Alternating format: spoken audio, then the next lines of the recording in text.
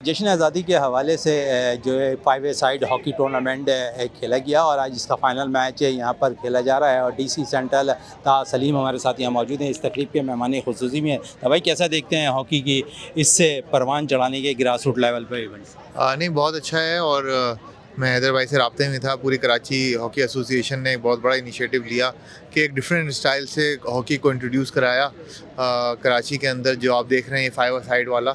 और इसमें मैं समझता हूँ कि क्योंकि हॉकी फास्ट होती है तो काफ़ी यूथ को भी अट्रैक्ट करेगी, और वो जो रिवाइवल के लिए एक इंजेक्शन की ज़रूरत थी, आई थिंक ये वो उसका काम करेगी और रिवाइवल शुरू हो जाएगा हॉकी का।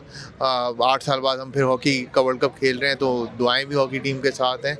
और मैं यही कोशिश करूँगा और यही उम्मीद करूँगा कि जो हमारे लेजेंड्स हैं, जिस तरीके से वो खेल को एज अ प्लेयर ऑन करते रहे हैं, तो वैसे ही अभी भी ऑन करें और गवर्नमेंट की सरपरस्ती के साथ दोबारा हॉकी रिवाइवल की जाए। आज़म ये भी बताएं कि डिस्ट्रिक्ट सेंटर के अंदर आप कह रहे हैं कि इंजेक्शन तो लगा दिया है, इंजेक्शन का असर भी दिखाना है, तो ग्राउंड के लिए कितना काम होगा? बिल्कुल, मैं अभी यही बात कर रहा था, बैठा हुआ पूरे लेजेंड्स बैठे हुए हैं सारे, वसीम भाई भी थे, सबसे बात यही हो रही थी कि किसी तरीके से कुछ करके इस तरह के और एवेन्यूज़ बनाए जाएं, जिस तरह से इंडोर क्रिकेट हो रहा है आजकल, फुटसॉल हो रहा है, पैडल हो रहा है, तो उसी तरह से ये भी बने। तो यूथ को अपॉर्चुनिटीज़ चाहिए, जगह भी हमारे पास मौजूद है, सेंट्रल में काफ़ी ग्राउंड मौजूद है, तो जगह जगह पे खुलेंगे तो वो जो आपका नेट है प्लेयर्स का वो इंशाल्लाह बढ़ेगा।